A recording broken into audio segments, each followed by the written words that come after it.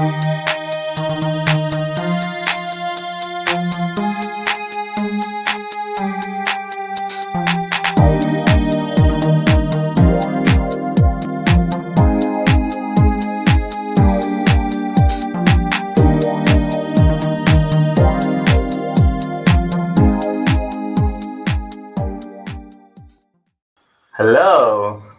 welcome to another day of the Internet Measurement Village. Joining us today is Felicia Anthonio, the lead of the KeepItOn campaign from Access Now. Yeah, off to you, Felicia. Thank you for joining us. Thank you very much, Arturo. I'm really excited to be part of the first edition of OONI's Internet Measurements Village 2020. I'm also excited to be speaking to everyone listening or watching about the KeepItOn campaign, which is a campaign that fights internet shutdowns around the world. So before I start, let me just give a brief intro about Access Now. Access Now is an international non-profit organization that works to defend and extend digital rights of users at risk around the world. And we launched the KeepItOn campaign in 2016. And so for today's discussion, we'll be looking at the KeepItOn campaign, what it is. I'm sure a lot of people have heard about it and use the hashtag, but they will want to know more about this campaign and what we've been doing. We'll also talk about what we stand for as a coalition, and then what we've been up to, which will highlight some of the work that we've been doing over the years, and what we have in plan for the years to come. So, as you all know, KeepItOn campaign is a global campaign, and it was launched at RightsCon. So RightsCon is our annual event that convenes over 1,000 stakeholders in the digital rights space, and it's organized by Access Now. And so for this year's RightsCon, let me just mention that it will be online from July 27 to 31. So feel free to visit our website and also to register to participate. And so the KeepItOn campaign unites over 220 civil society organizations from 99 countries. And our main objective is to fight internet shutdowns globally. What we believe is that internet shutdowns are a violation of human rights, and that is why we have been working tirelessly to ensure that each and every person has access to free and secure internet. And then also, we do monitor and document internet shutdowns around the world. And this is to give us evidence and also inform our advocacy efforts. Once we have it documented and that these are the countries that are shutting down the internet, then a lot of stakeholders would know how important this issue is, and then work together to ensure that we put an end to this. And we do these documentations in our periodic reports. The most recent one, which I will speak about in the latter part of this presentation, is our 2019 report on internet shutdowns. And then also to ensure that people, we don't just fight against internet shutdowns, we do also ensure that people are able to access the internet securely. And so we have a digital security helpline that supports civil society organizations, activists, and journalists with digital security tips. And then also during shutdowns, we do provide circumvention tips for people. That is to say that we provide or recommend VPNs that are safe and secure for our users to be able to access internet. But this is only possible when it is a partial shutdown. We do also do strategic litigation. That is to say that we resort to the use of the courts to fight countries that continuously shut down the internet. And then also we have a grants for grassroots advocacy. We provide grants for organizations working to promote digital rights and other important human rights related issues to be able to carry out their work. So I'm sure you've been hearing internet shutdowns and you're wondering what it is. An internet shutdown as defined, and this definition was put together by several stakeholders at RISE-CON, where the KeepItOn campaign was launched in 2016, and it defines internet shutdown as an intentional disruption of the internet or electronic communications, rendering them inaccessible, effectively unusable for a specific population or within a location, often to exert control over flow of information.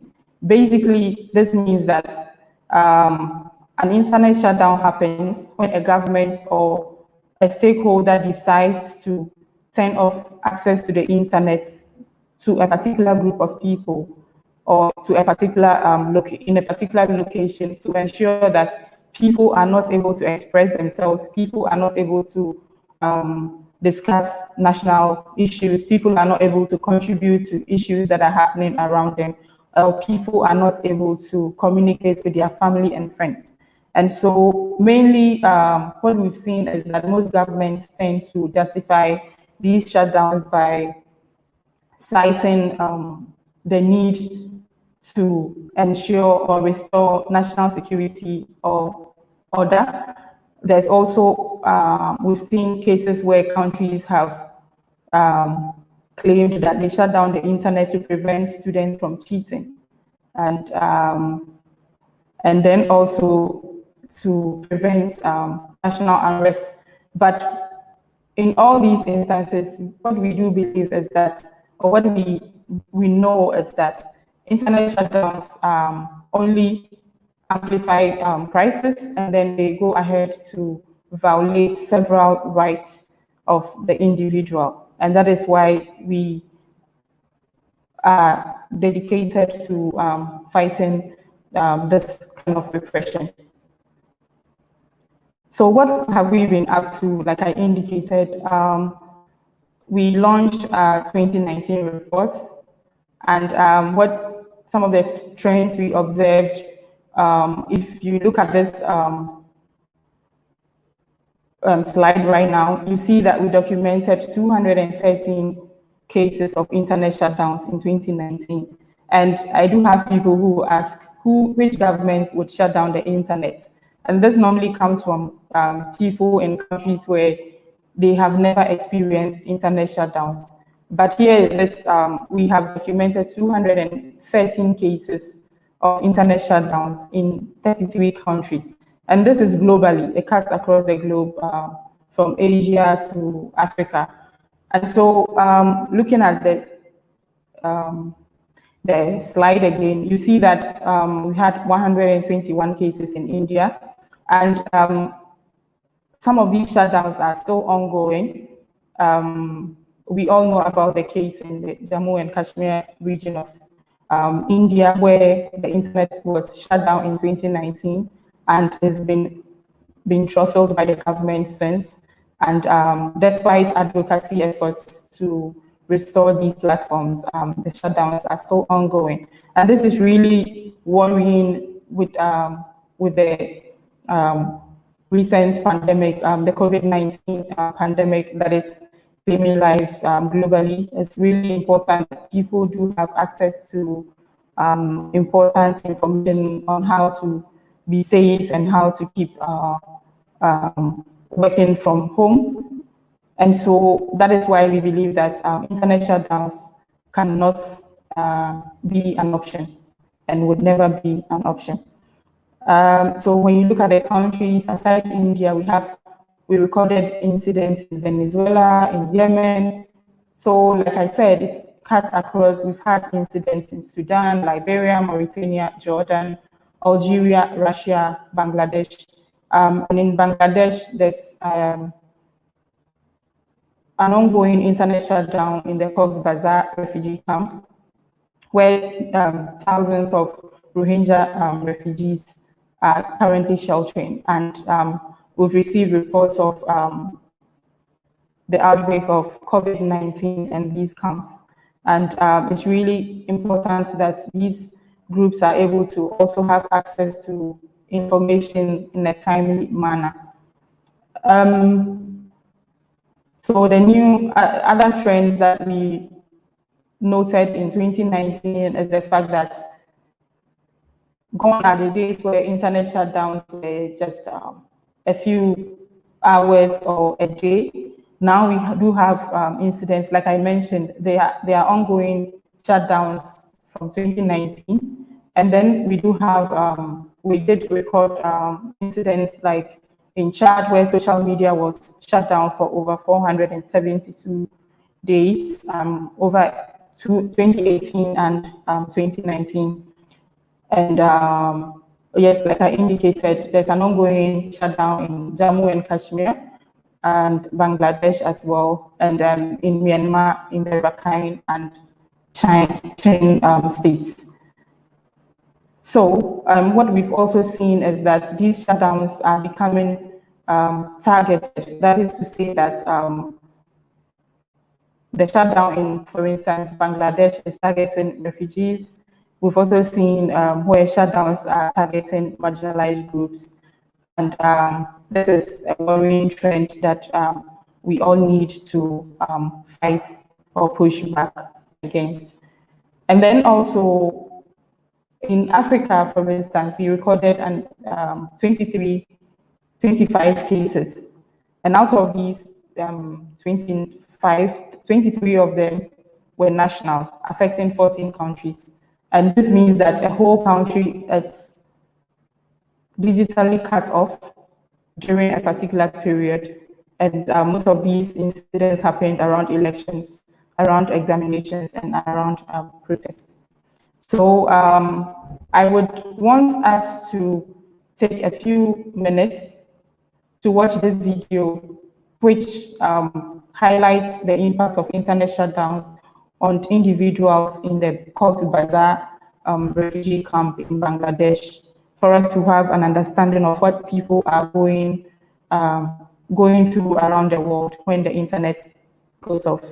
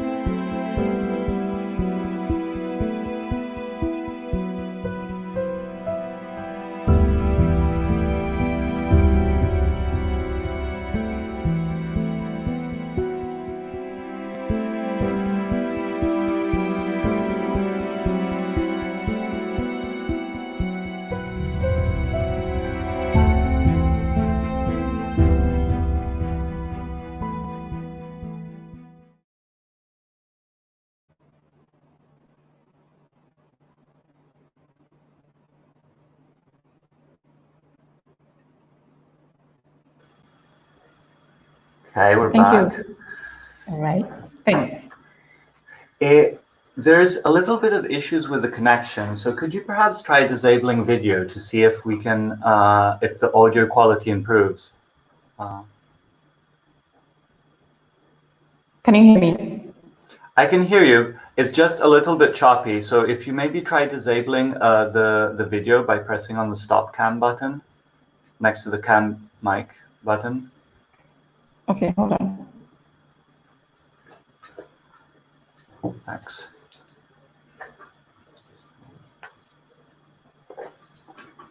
Sorry, you said I should what? Just click on next to the cam/mic button. There's a button that says stop cam. If you can just press that, it should disable your video, and maybe it will make the audio quality a bit better. Okay. Okay.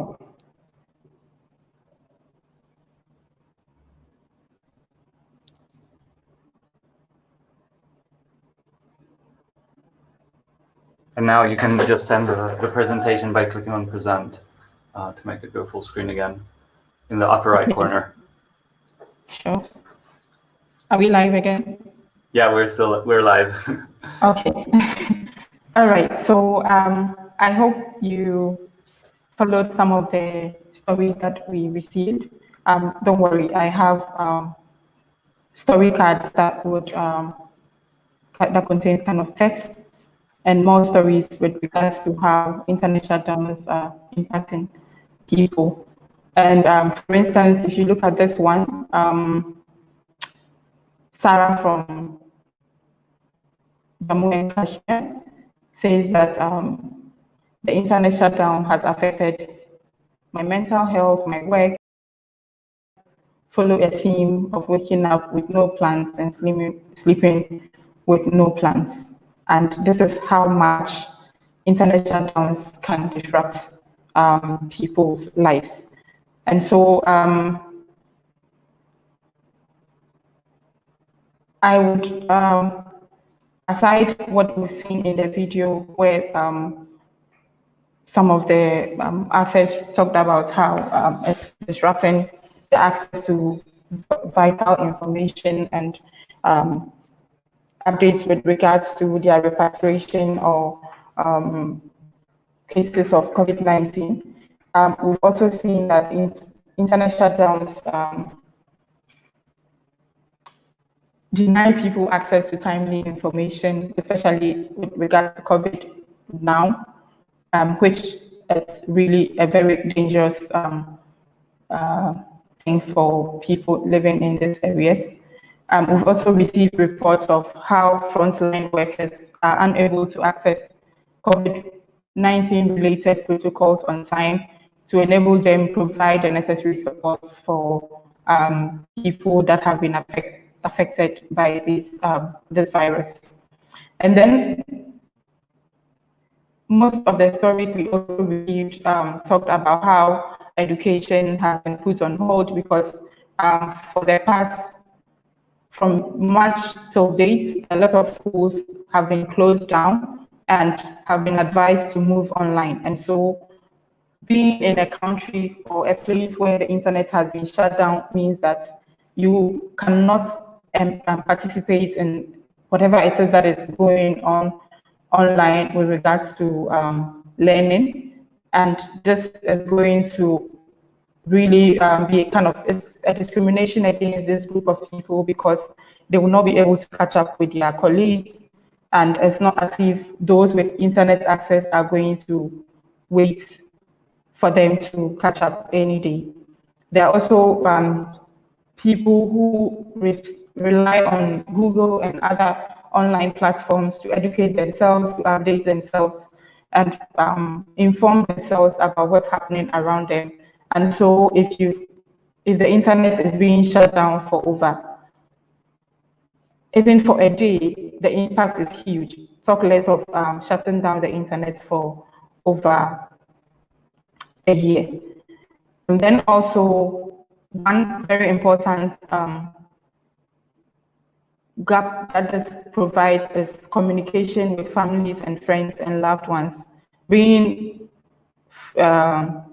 Finding yourself in a country where the internet or a community where the internet has been disrupted means that you are unable to talk to your family and friends. Let's say if it's in a different country altogether, we all know that voice over calls are less expensive. And so it will be really difficult for people to afford to speak to their families. And this is a very important need, especially during this time that we are in a situation or in strange times. And overall, the feeling of experiencing an internet shutdown, it's, you feel hopeless and helpless because you want to do so much, but you cannot do anything. And this is why you should all join the call against internet shutdowns. So these are some of the things that we've worked on over the years. You see the beautiful image in this particular slide, two hands supporting the Wi-Fi symbol. So this is the KeepItOn hashtag, which was launched in May this year. And since then, it's been used over 200,000 times, thanks to each and every one of you that has been tweeting or using the hashtag KeepItOn to report internet shutdowns or to advocate against internet shutdowns around the globe. And then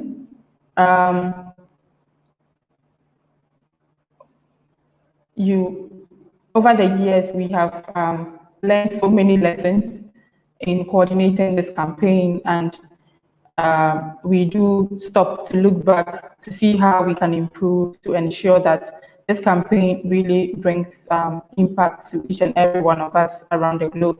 And so what we have done over the years, and we hope to continue to do very well, is to be proactive. And that is to say that we monitor closely internet shutdowns and we react. And so aside just documenting and monitoring, we do react by calling on the various stakeholders to intervene to ensure that this blatant act of repression is stopped. And most of you might have seen the joint letters, open letters, statements that we normally issue during internet shutdowns or even ahead of internet shutdowns. And then also our main goal is to ensure that internet shutdowns around the world are stopped. And so we do engage with the various stakeholders to let them know how internet shutdowns impact people's lives and how much they are of a violation to people's fundamental rights. And this is to say that we do engage in kind of advocacy with these important stakeholders to ensure that they do understand the impact of these shutdowns and commit to protecting the internet at all times. We do also provide circumvention tips, like I indicated earlier, when a shutdown happens. In as much as we don't want internet shutdowns to happen, we do also prepare in the event that these platforms are disrupted. And with the support of our digital security team, we are able to work with other partners to recommend VPNs to ensure that people are able to access the platforms that are digitally that are disconnected within a particular period. And I would speak about how we assess elections and internet shutdowns, and this would highlight how we do engage the various stakeholders that I've mentioned in my earlier presentation. So mostly, for instance, let's say if there's an upcoming election in country A or B, what we do is we reach out to the local partners to find out what are the issues that are on the ground, and also to find out how we can support to ensure that the internet is not tampered with during, before, or after the elections or the events that happening in a particular country. And we do engage stakeholders at the local level to ensure that whatever interventions we come up with reflects the context and the important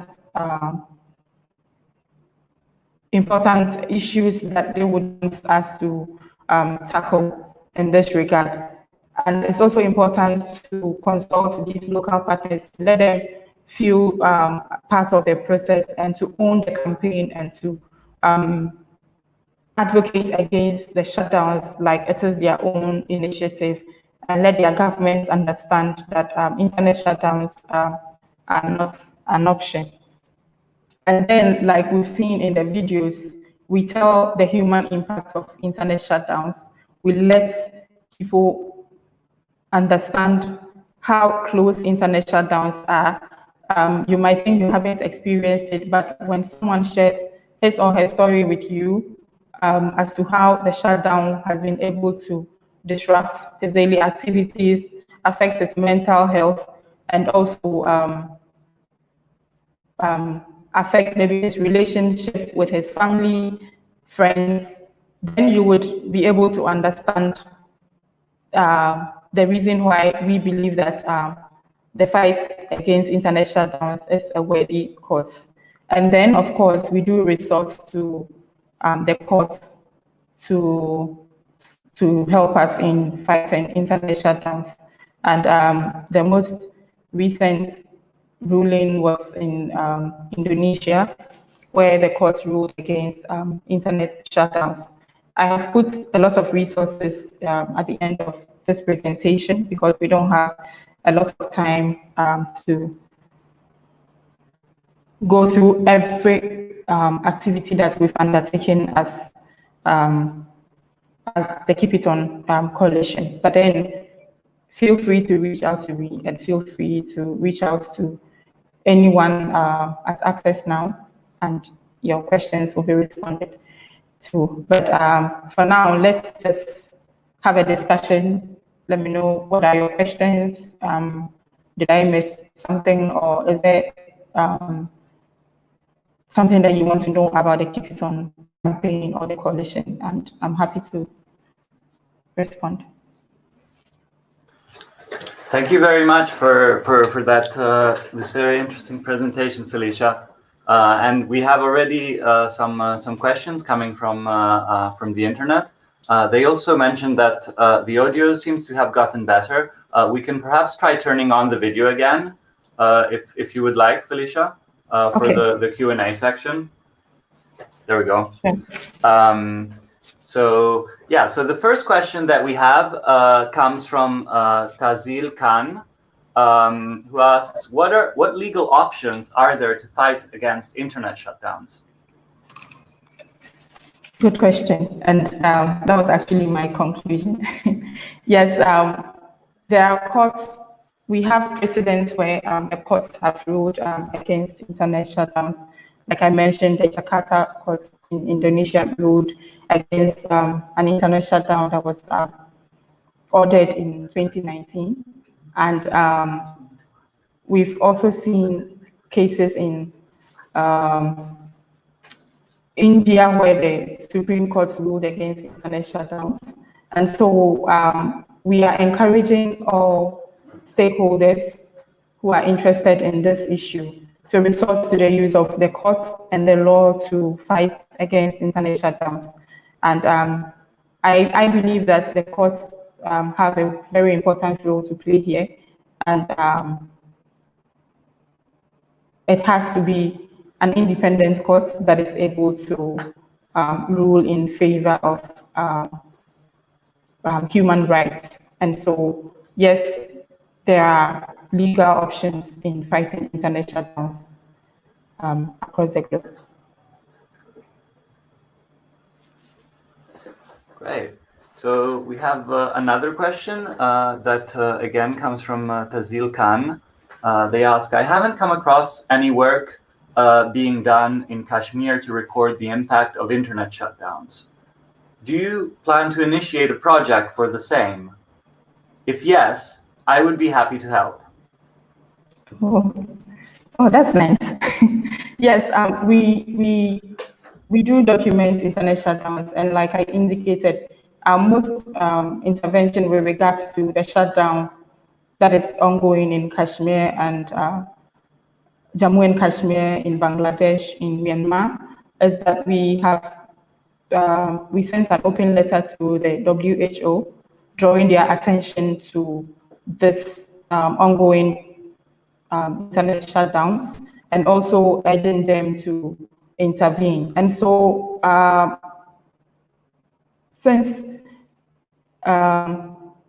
maybe what I can say is that we continuously monitor the situations with regards to internet shutdowns, and we do encourage individuals and organizations to support the campaign. And I'm really excited to hear that you are happy to help, and maybe we can connect offline to be able to discuss further. I don't know how that can work out, but if it's possible, we can do that. Yeah, we can maybe leave some in the video description. We'll leave some contact information so that they can reach out to you or to your colleagues at Access Now to help out. Then we have another question that comes from Maria, and she asks, can you please tell us a bit more about the success story in Indonesia?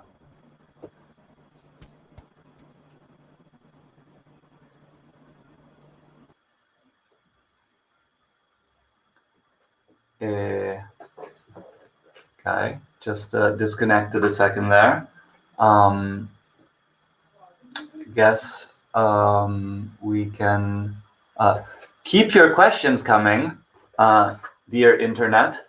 I'm sure you have many of them, and you can, as usual, leave them in the OONI channel, or you can leave them on the YouTube chat, or there's even an excellent pad that you can use to comment, your questions and put your name next to them if you want.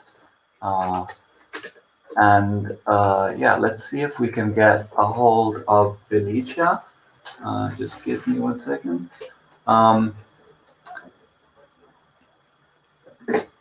Well, in the meantime,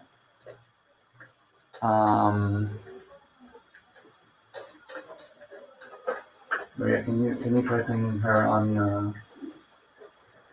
Okay, so we're just trying to get some understand what's the issue with the connection, but there we are. You're Sorry, back. I think Perfect. my connection went bad, I think. No worries. No worries. You're back. Yes. So yeah, I was just mentioning that we had a question coming from Maria, Okay. and her question was, can you please tell us a bit more about the success story in Indonesia? Okay. On June 3rd, the Jakarta State Administrative Court ruled that deliberate. So there was an intentional shutdown in 2019, like I indicated, in Papua and West Papua in Indonesia, and it ruled that these shutdowns were illegal, which was a very great win for civil society organizations working to promote freedom of expression online and offline around the globe. And we're happy to be part of this process. And we also worked with other organizations, local and international organizations, to file this case before the courts, and thankfully it was ruled in favor of digital rights. And so these are the kinds of rulings that we are hoping to see around the world. And like I said, the courts have an important role to play in ensuring that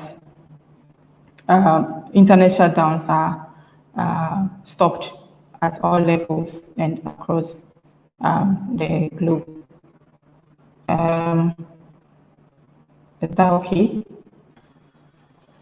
Yeah, I think that did I that miss answers.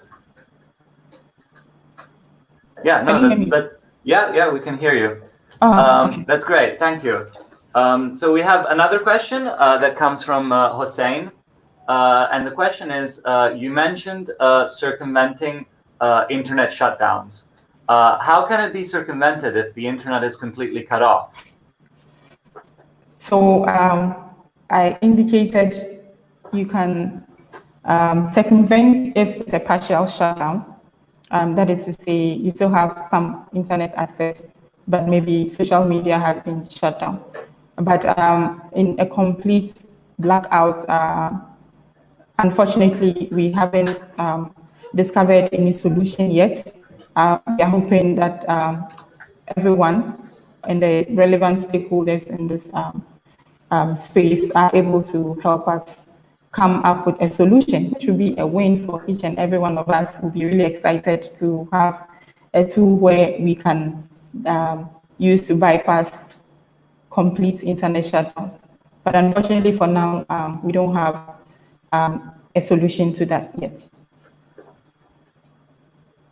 Yeah, that's definitely a big area of work in which I think a lot of the solutions or ideas that we have are still somehow not really ready for wide-scale adoption, like mesh networking like approaches and similar.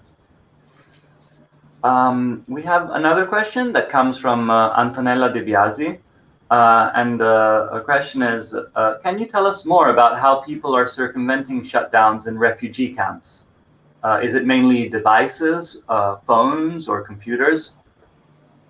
So for now, the shutdown in Cox's Bazar in Bangladesh, a lot of people are not able to circumvent because it's a shutdown, a complete shutdown.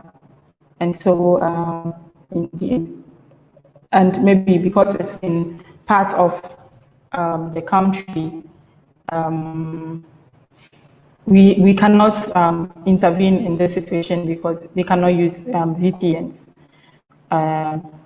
Yeah, so it still ties into the previous response that I gave.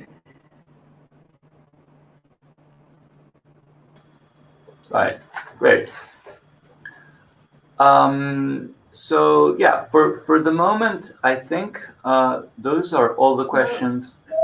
There's another question. I was just going to say if you wanted to share more, I see that you have also some resources available for people to be more involved in the KeepItOn campaign. Would you like to maybe share a bit more about how people that maybe are listening to this video, following it, that they can learn more about the KeepItOn movement and the KeepItOn campaign and what they can do to support it? Okay, definitely. And I can. Is my presentation live now? I can pull up the slide. I think it's okay.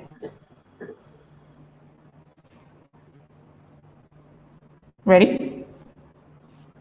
Yeah.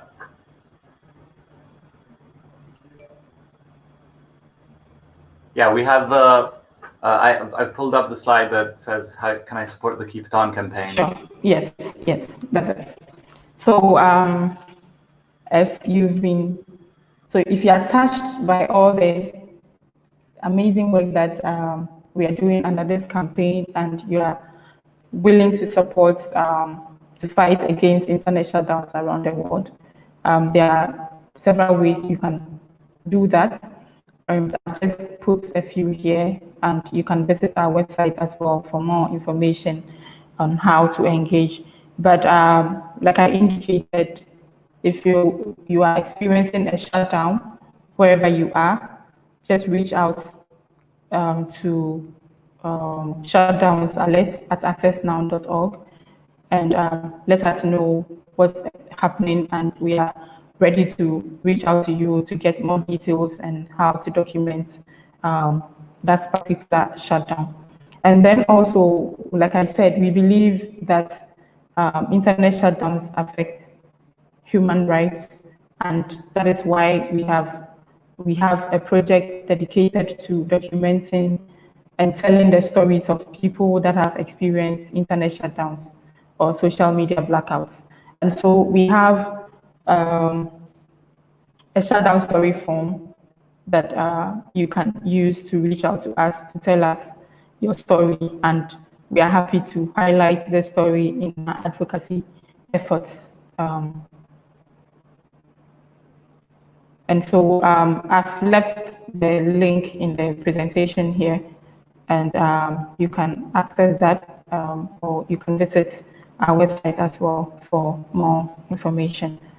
And then if you are experiencing a shutdown and you cannot do the above two, report that via the hashtag KeepItOn, and then we would be able to reach out and get more details regarding that, or mention @AccessNow on Twitter and or on Facebook, and we are happy to respond to your queries. And then, so some of the resources here include the link to our 2019 report, where you can read more to understand what's going on around the globe.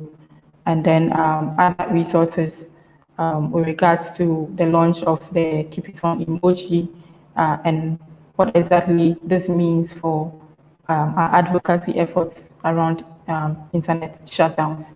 And then, like I said, for more information, you can visit the Access Now website, specifically the KeepItOn page, to get more information about this campaign. Mainly that, and reach out to the team, and we're happy to assist you with and respond to your questions. Thank you so much for your attention, and maybe let's see if we've gotten some questions. Yeah, great. Thanks for sharing all these resources, and we'll also be adding all of the links in the video description once we sort of finalize the video and share it, so people can easily click on the links and not have to type big things from slides. But yeah, we've gotten another few questions in the meantime. From the first one comes from Michael, and the question is: could you kindly describe how you engage with local stakeholders in advocating against shutdowns? Okay, thank you. Yes, so I emphasize the need to engage local partners at the beginning of this presentation. And so, for instance, if we get a report that a shutdown is happening in a particular country, I think the first obvious step is to reach out to the people in this particular location or country to find out what is happening and verify if this information is really what it is that that has been reported. And the importance here is that first you are able to verify and to confirm and to even go a step further to understand what's happening. Maybe is there a planned protest? Is there an ongoing protest? Is there upcoming elections? Is there an important national event that could possibly be the reason why these platforms have been shut down, or there are plans to shut down these platforms around a particular time? So that is how we engage local partners.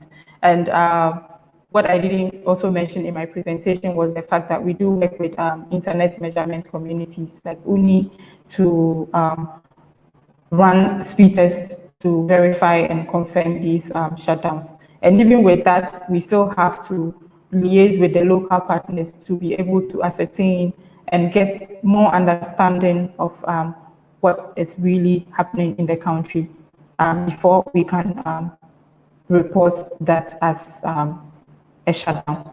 So that is how we engage the various partners, especially the local partners, in this advocacy work. Great, thanks. So we have another question that comes from Tazil Khan, and their question is, what do you call an internet shutdown? Can restricting internet to low bandwidth be called an internet shutdown? Yes. So an internet shutdown, like I said in my definition, is when a stakeholder deliberately disrupts internet access to make it unusable. And so reducing internet speed or bandwidth, which is called throttling, it's an internet shutdown because people cannot be able to use the internet for any important research or just to communicate with their friends and families. And so slowing down the internet, shutting down the internet completely, shutting down social media platforms, and rendering them inaccessible, all fall under internet shutdowns.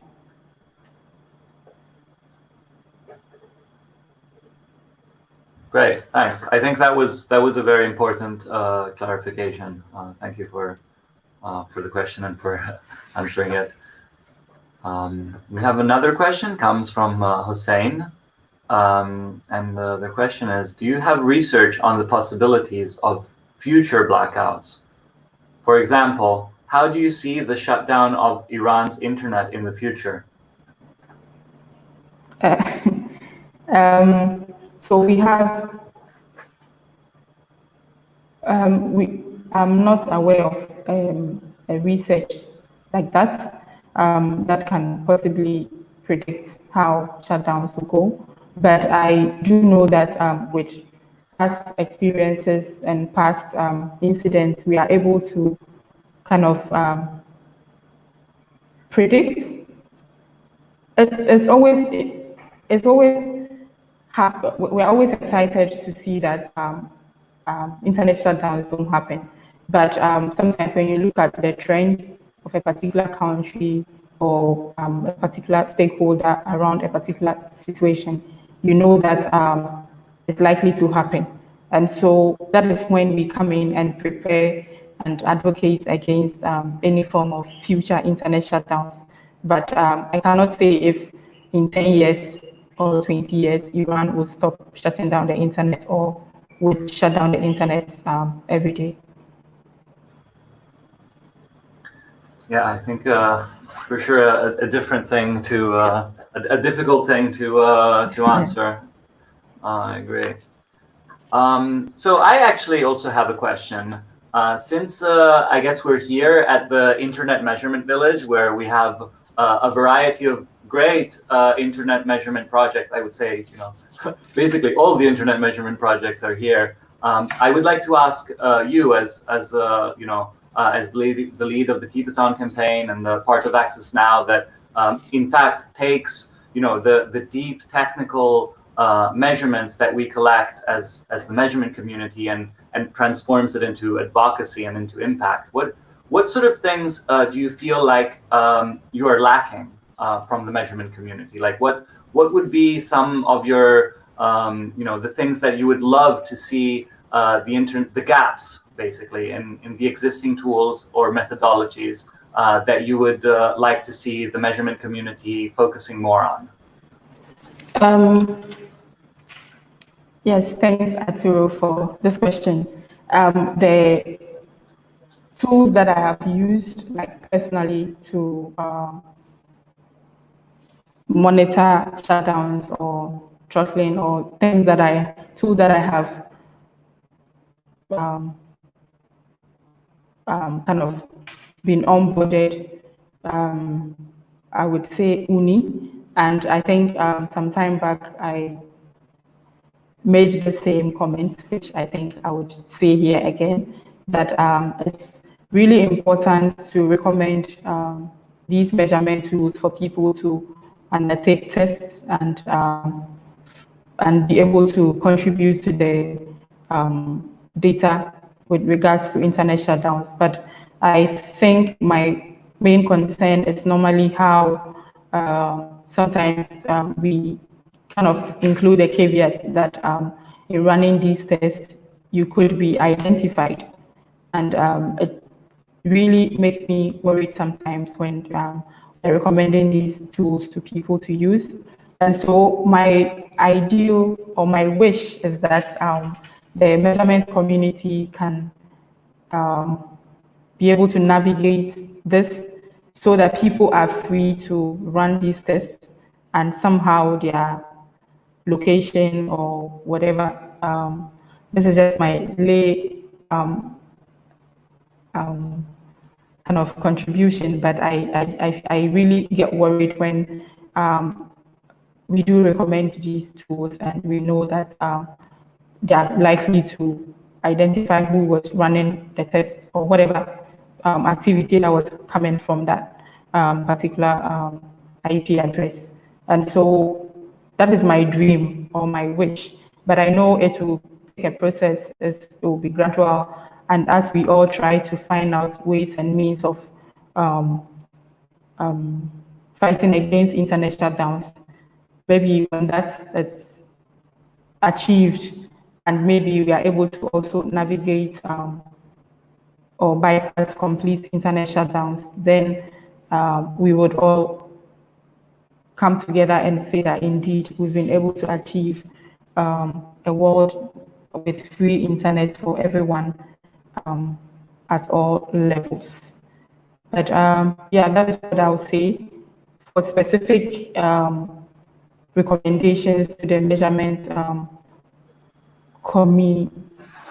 communities, our chief technologist could be a very good resource in this regard. And I mean, I'm sure you are in touch with Gustav already, but if you want us to take that discussion up with him, also let me know. But this is what I think. Yeah, for sure. We've spoken a lot with Gustav in the past and are in contact with him. And yeah, thank you for sharing that. I mean, definitely the issue of risk associated with running these tools is one that yeah, I think everybody in the space really takes very seriously because it's you know, it has the potential of creating you know, serious problems for people. That said, we're not aware of anybody ever having gotten into trouble for running something like UniPro, but yeah, we definitely take a lot of steps in order to try to, you know, to some extent mitigate the risk. But you know, at the end of the day, it comes down to a personal choice that the person running the tool needs to make, and they need to basically, yeah. And I think it's important that we are honest about the fact that in running these tests, you are likely to, so that people know that, okay, in running the test as an individual, you also have to take precautions to ensure your own safety. So I really like the honesty regarding that. Yeah, exactly. Yeah. So, but yeah, I mean, that is to say that it's definitely a thing that we have on our radar as like, you know, as research advances, you know, thinking about how to mitigate the risks is definitely, yeah, a thing that we should be working on. Great. So we have another question that comes from Santiago. See what is out. Do you know of any way to differentiate short and localized mobile internet shutdowns from interruption of services due to people agglomeration in massive events? So,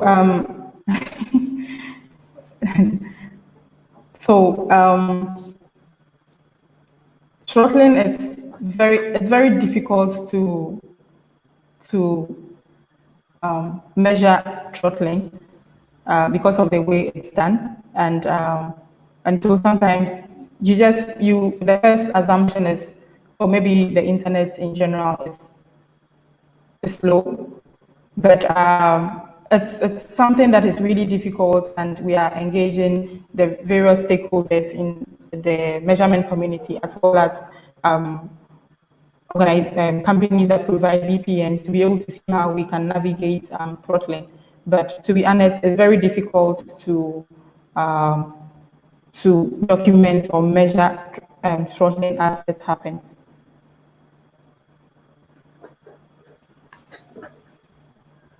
And also, yes, let's say there's a situation and people are just gathered and the pressure on the network is just too much, and then so that is why it's important to always understand the context of what's happening, as I've emphasized throughout this presentation, that you are able to understand what's happening and what could possibly be the reason why people are not able to use the internet as they always do.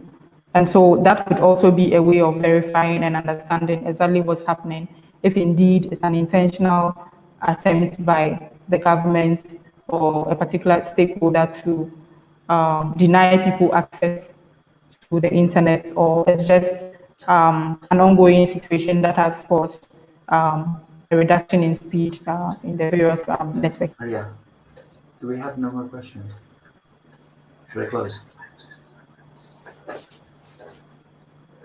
Okay, great. Thank you for that. I think that's about all the time we had for questions and for this presentation. Okay. I would like to thank you so much again, Felicia, for joining us in presenting the very important work that you and all your colleagues are doing at Access Now and as part of the KeepItOn campaign. Yeah, is there anything else you would like to say to close? Yes, thank you so much for giving us the platform to talk about the KeepItOn campaign. And I would like to thank everyone that participated, joined this discussion. That I am happy to know that this topic is important for each and every one of us, and it's exciting to see that people are becoming more interested in issues related to internet shutdowns. And yes, feel free to reach out and join the campaign so that we can fight internet shutdowns around the world. Thank you. Excellent. Thank you so much. And thank you to everybody there on the internet for joining us and participating to another day of this remote online internet measurement village.